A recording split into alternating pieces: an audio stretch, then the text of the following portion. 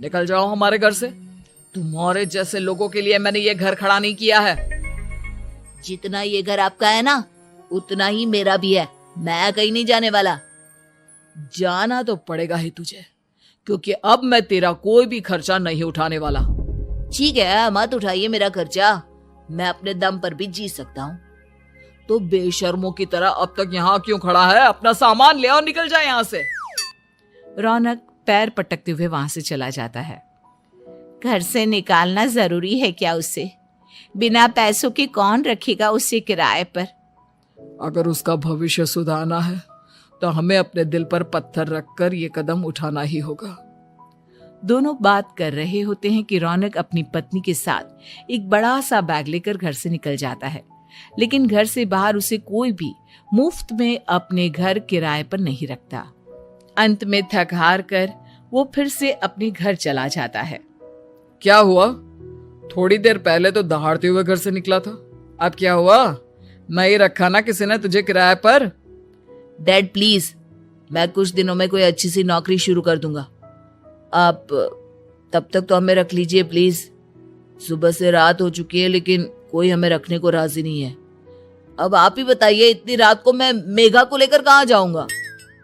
ठीक है, बहू की वजह से मैं तुझे घर पर रख रहा हूँ, लेकिन तू इस घर में एक बेटे की नहीं बल्कि एक किराएदार की हैसियत से रहेगा। 3 महीने है तेरे पास। इन 3 महीनों के अंदर अंदर मुझे तेरी पहली तनख्वाह हाथ में चाहिए, समझ गया? पक्का डैड, इन 3 महीनों के अंदर अंदर तो कोई बढ़िया सी नौकरी ढूंढ ही लूंगा मैं। ऐसे ही धीरे धीरे समय बीतने लगता है और अरविंद के दिए 3 महीनों में से 2 महीने बीत चुके होते हैं। पापा जी ने हमें 3 महीने दिए थे, जिसमें से 2 महीने तो बीत चुके हैं। अब ये आखिरी महीना बचा है। अरे तुम चिंता मत करो, आज मेरा ना 2 जगह इंटरव्यू है, दोनों में से कहीं ना कहीं तो जॉब लगी जाएगी। अच्छा, ऑल द बेस्ट।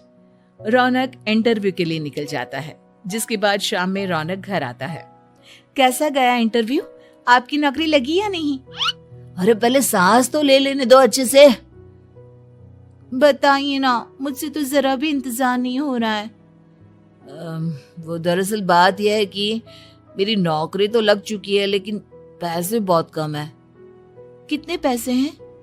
15,000।